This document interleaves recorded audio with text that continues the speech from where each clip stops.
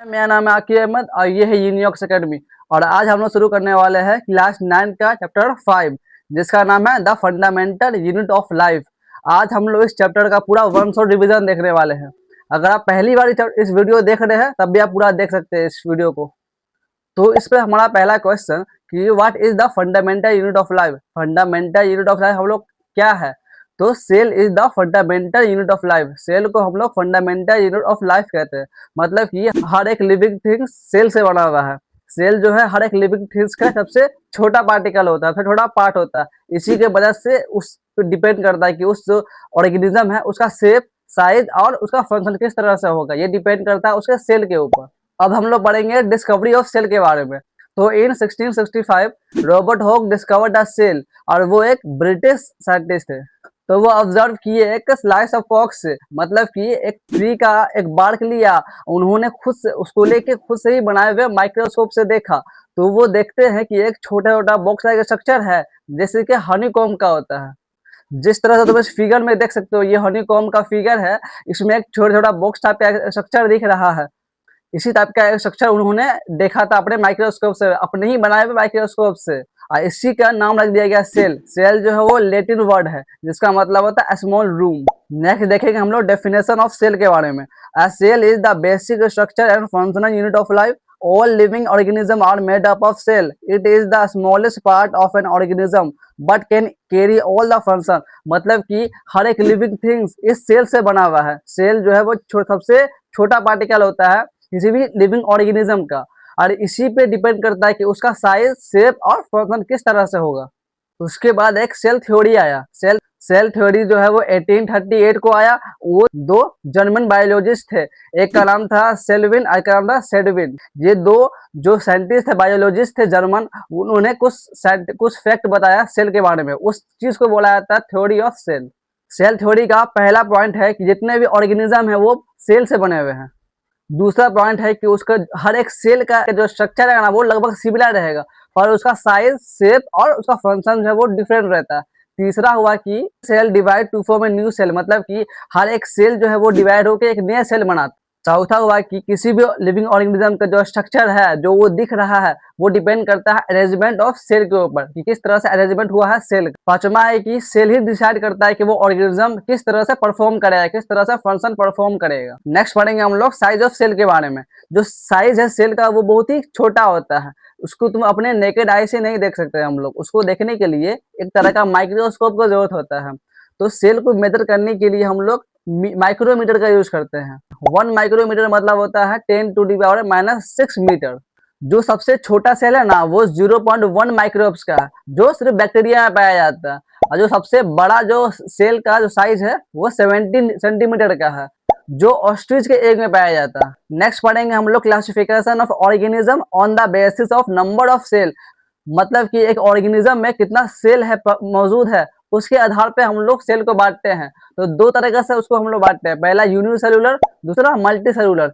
Unicellular मतलब कि ऐसा ऑर्गेनिज्म जिसके पास एक ही सेल है और वो उस एक ही सेल के वजह से अलग अलग फंक्शन परफॉर्म करता है, जैसे कि रिप्रोडक्शन, एक्सक्रीशन, रेस्पिरेशन, ये सब एक ही सेल के मदद से करता है। एग्जाम्पल जैसे कि अमीबा, पैरेन्काइमा, ईस्ट, ये सब एग्जाम्पल हो गए यूनिसेलुलर ऑर्गेनिज्म के, ऐसे ऑर्गेनिज्म जो एक ही सेल से बने हो। दूसरा है कि मल्टी सेलुलर ऑर्गेनिज्म, मतलब कि ऐसे ऑर्गेनिज्म जिसमें एक से ज्यादा सेल मौजूद हो, जो हर एक सेल का अलग अलग काम रहेगा कि ये रेस्पिरेशन करेगा, ये एक्सक्रीशन करेगा, ये रिप्रोडक्शन करेगा, इस तरह से रहता है। एग्जाम्पल जैसे कि जितने भी प्लांट और एनिमल है ना वो सब क्या आता है, मल्टी सेलुलर ऑर्गेनिज्म में आता है। नेक्स्ट पढ़ेंगे हम लोग types of cell on the basis of presence of nucleus. मतलब कि सेल के अंदर जो न्यूक्लियस पाया जाता है उसके आधार पे हम लोग दो तरीके से बांटते हैं। पहला हुआ प्रोकैरियोटिक, दूसरा हुआ यूकैरियोटिक। प्रोकैरियोटिक सेल मतलब ऐसे सेल जिसके पास न्यूक्लियस नहीं होता है, जिसके पास न्यूक्लियस डिफाइन नहीं होता है। उसके अंदर क्या होता है, सेल स्ट्रक्चर है, उसके अंदर न्यूक्लियस नहीं रहेगा, उस टाइप के सेल को बोला जाता है प्रोकैरियोटिक। एग्जांपल जैसे कि पैरेन्काइमा, बैक्टीरिया और ईस्ट एंड ब्लू एल्गी। दूसरा है यूकैरियोटिक सेल, मतलब कि ऐसा सेल जिसके अंदर न्यूक्लियस मौजूद होता है, उस टाइप के सेल को बोला जाता है यूकैरियोटिक सेल। एग्जांपल जैसे कि जितने भी प्लांट और एनिमल है ना, एक्सेप्ट बैक्टीरिया, ब्लू एल्गी को छोड़ के जितने भी ऑर्गेनिज्म है वो सब यूकैरियोटिक सेल में आता है। नेक्स्ट पढ़ेंगे हम लोग स्ट्रक्चर ऑफ प्लांट सेल और एनिमल सेल के बारे में। तो पहला हम लोग देखते हैं स्ट्रक्चर किस तरह से रहता है प्लांट सेल के अंदर। तो प्लांट सेल के अंदर cell wall, cell membrane, cytoplasm, nucleus, chloroplast, vacuoles, mitochondria, endoplasmic reticulum, Golgi apparatus, ribosomes होता है। जिस तरह से तुम इस फिगर में देख सकते हो ये प्लांट सेल का स्ट्रक्चर है। इसमें सर जितना भी पार्ट है प्लांट सेल का वो इसमें दिया हुआ है, किस तरह से वो अलाइन है वो तुम देख सकते हो। अब हम लोग देखेंगे स्ट्रक्चर ऑफ एनिमल सेल के बारे में। पहला कि सेल मेम्ब्रेन रहता है, दूसरा साइटोप्लाज्म रहता है, तीसरा न्यूक्लियस, चौथा माइटोकॉन्ड्रिया, पांचवा इंडोप्लाज्मिक रेटिकुलम, छठा राइबोसोम, सातवां लाइसोसोम्स, आठवां गोल्गी एपार्टस और नौवां वैक्यूल्स रहता है। जिस तरह से तुम इस फिगर में देख सकते हो ये एनिमल सेल का वो इमेज है। सब कुछ इसमें दिया हुआ है कि एनिमल सेल के अंदर क्या क्या चीज पार्टिकल पाया जाता है, किस तरह से वो अलाइन है ये भी देख लो ना। और अब हम लोग को इसके बारे में पढ़ना है। तो पहला हम लोग पढ़ते हैं सेल मेम्ब्रेन के बारे में। सेल मेम्ब्रेन जो है ना वो एक आउटर कवरिंग होता है सिर के ऊपर। क्या होता है, एक तरह का आउटर कवरिंग होता है सिर के ऊपर जो सेपरेट करता है अंदर के पार्ट को, सेल के अंदर का जो पार्ट इंटरनल पार्ट बोला जाता है उसको, और जो बाहर का पार्ट एक्सटर्नल पार्ट, उन दोनों को सेपरेट करता है सेल मेम्ब्रेन। सेल मेम्ब्रेन ही डिसाइड करता है कि कौन सा पार्टिकल सेल के अंदर आएगा और कौन सा पार्टिकल सेल के बाहर जाएगा। उस चीज को बोला जाता है सेमी परमेबल। तो सेल मेम्ब्रेन को हम लोग परमेबल मेम्ब्रेन भी कहते हैं। अब हम लोग पढ़ेंगे इसके फंक्शन के बारे में। पहला फंक्शन है कि प्रोटेक्शन करता है, मतलब कि ये अंदर के पार्ट को बचाता है बाहर के पार्ट से, सेपरेट करता है अंदर के पार्ट को अलग और बाहर के पार्ट को अलग, सबसे आउटर पार्ट होता है इसलिए। दूसरा हुआ कि ये सेलेक्टिव परमेबिलिटी, मतलब कि कुछ ही पार्टिकल को अंदर आने देता है, गिने चुने पार्टिकल को। परमेबिलिटी मतलब होता है कि परमिशन, जैसे कि तुम एक क्लासरूम में हो, एक टीचर रहता है, टीचर ही डिसाइड करता है कि कौन बाहर जाएगा कौन अंदर आएगा। उसी तरह से सेल के अंदर ये सेल मेम्ब्रेन रहता है, वही डिसाइड करता है कि सेल के अंदर कौन सा पार्टिकल आएगा, सेल के बाहर कौन सा पार्टिकल जाएगा। उस चीज को बोला जाता है सिलेक्टिव परमेबिलिटी। तीसरा है कि ये शेप एंड साइज देता है पूरे सेल को। चौथा है कि ये ट्रांसपोर्टेशन करने में मदद करता है, न्यूट्रिशन का किसी भी सब्सटेंस को ट्रांसपोर्ट करने में मदद करता है। अब हम लोग पढ़ेंगे सेल वॉल के बारे में। सेल वॉल जो है ना वो क्या होता है, हार्ड होता है, रफ होता है, और क्या होता है सेल मेम्ब्रेन की भी आउटर पार्ट में पाया जाता है। मतलब कि ये सेल मेम्ब्रेन है और उसके बाहर जो पाया जाता है वो होता है सेल वॉल।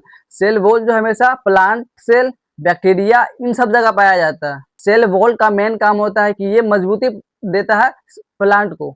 अब हम लोग देखेंगे इसका फंक्शन के बारे में। पहला फंक्शन कि वो शेप देता है, सेल वॉल क्या देता है उसको, सेल को शेप देता है। दूसरा कि वो प्रोटेक्शन बच करता है, सेल वॉल जो है वो हार्ड होता है तो क्या करता है वो प्रोटेक्शन भी देता है पूरे सेल को, पूरे बॉडी को। तीसरा देखेंगे हम लोग सपोर्ट करता है वो कि ट्री खड़ा हो सके, इतना वो सपोर्ट करता है।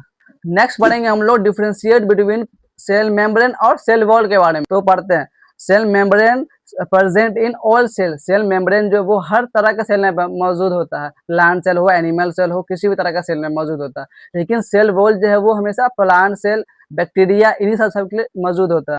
सेल मेम्ब्रेन जो है वो सेमी परमेबल है, मतलब कि कुछ ही पार्टिकल को अंदर आने देता है, बाहर जाने देता है। लेकिन जो सेल वॉल है वो फुल्ली परमेबल है। मतलब सेल मेम्ब्रेन का मेन फंक्शन है कि वो प्रोटेक्ट करता है प्रोटोप्लाज्म को, लेकिन जो सेल वॉल है उसका मेन फंक्शन है कि प्रोटेक्ट करना है सेल वॉल को और मेंटेन रखना है शेप ऑफ द सेल, मतलब कि सेल को जो शेप है उसको मेंटेन रखना। सेल मेम्ब्रेन जो है वो अलाइव और एक्टिव मेम्ब्रेन बोला जाता है, लेकिन जो सेल वॉल है वो इनएक्टिव और इनअलाइव बोला जाता है।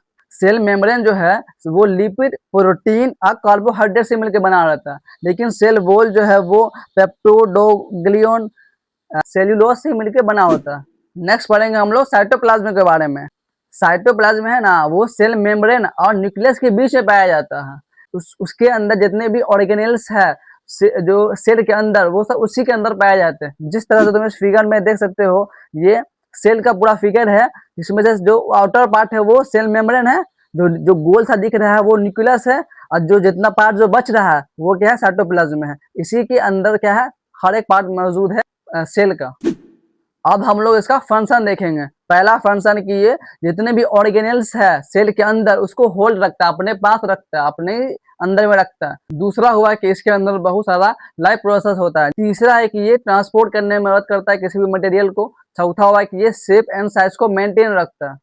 हम लोग बढ़ेंगे न्यूक्लियस के बारे में। न्यूक्लियस जो है उसको हम लोग control centre of the cell कहते हैं। जिस तरह से ह्यूमन बॉडी में जो ब्रेन है जब कंट्रोल करता है पूरे फंक्शन को, उसी तरह से सेल के अंदर जो है वो न्यूक्लियस होता है, वही कंट्रोल करता है हर एक फंक्शन को। न्यूक्लियस जो है वो एक जेनेटिक्स कंटेन करता है जिसको हम लोग कहते हैं डीएनए।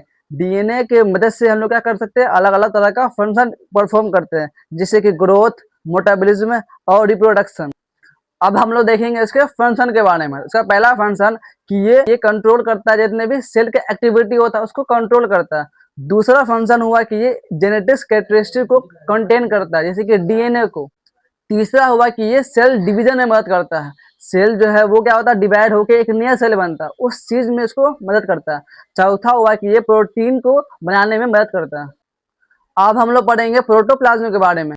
प्रोटोप्लाज्म जो है वो एक लिविंग पार्ट माना जाता है सेल का। प्रोटोप्लाज्म जो है वो उसके अंदर साइटोप्लाज्म और न्यूक्लियस दोनों मिला रहता है। जिस तरह से तुम इस फिगर में देख सकते हो, प्रोटोप्लाज्म का फिगर है जिसमें साइटोप्लाज्म और न्यूक्लियस दोनों मिला हुए हैं। इन दोनों को मिलकर क्या बन रहा है, तो प्रोटोप्लाज्म बनता है। प्रोटोप्लाज्म के अंदर ही क्या होता है, न्यूक्लियस होता है, साइटोप्लाज्म होता है। अब हम लोग इसके फंक्शन के बारे में पढ़ेंगे। पहला फंक्शन कि परफॉर्म ऑल लाइफ प्रोसेस, मतलब कि इसके अंदर हर तरह का प्रोसेस होता है, जैसे कि ग्रोथ, रिप्रोडक्शन और रेस्पिरेशन। दूसरा हुआ कि प्रोवाइड मीडियम, मतलब कि ये मीडियम प्रोवाइड करता है केमिकल रिएक्शन करने के लिए।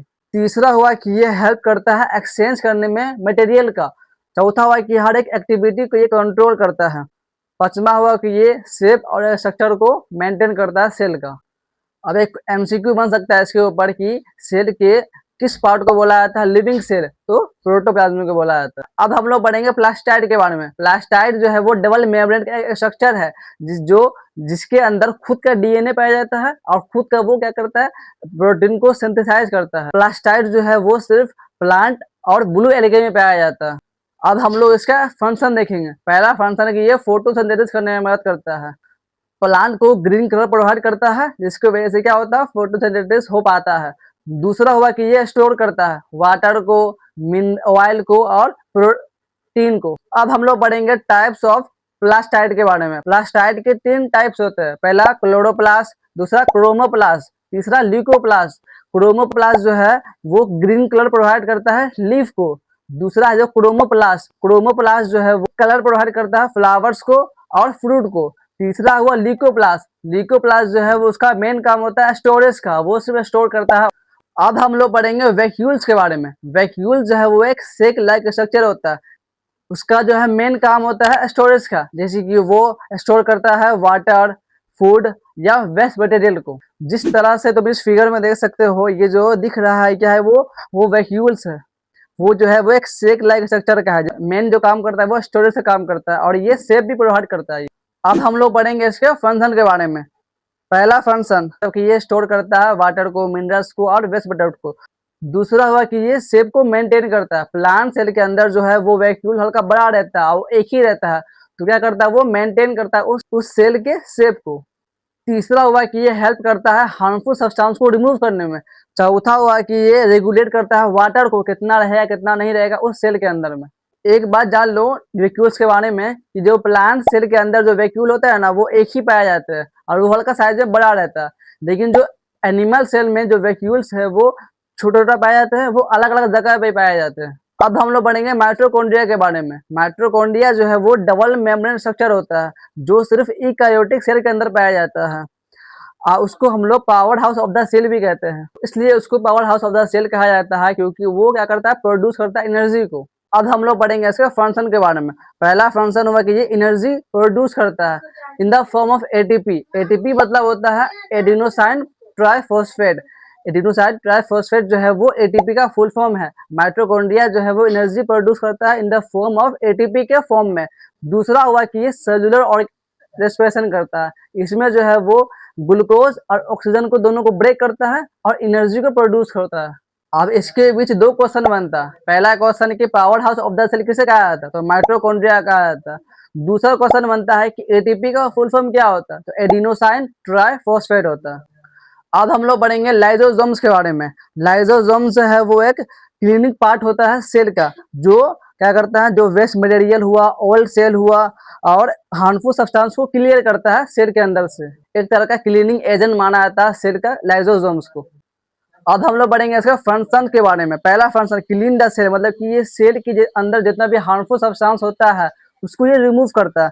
दूसरा हुआ कि ये ब्रेक डाउन करता है फूड को और अनवांटेड सब्सटेंस को। तीसरा हुआ कि जो यूजफुल सब्सटेंस है उसको क्या करता है, रीयूज करता है, उसको दोबारा बनाता है। चौथा हुआ कि ये डिस्ट्रॉय करता है हार्मफुल सब्सटेंस को, जैसे कि बैक्टीरिया, वायरस को। आज हम लोग पढ़ेंगे एंडोप्लाज्मिक रेटिकुलम के बारे में। जो साइटोप्लाज्मिक ही तरह दिखता है उसका मेन काम होता है ट्रांसपोर्टेशन करना। अब हम लोग पढ़ेंगे इसके फंक्शन के बारे में। पहला फंक्शन इसका ट्रांसपोर्टेशन करता है, ये जो है प्रोटीन को हर एक पार्ट तक पहुंचाता है। दूसरा हुआ कि ये प्रोटीन को बनाता है। अब हम लोग पढ़ेंगे गोल्गी एपेटस के बारे में। गोल्गी एपेटस जो है वो मेन उसका काम रहता है कि वो प्रोटीन को पहुंचाता है जहाँ जहाँ जरूरत होता है उस चीज का।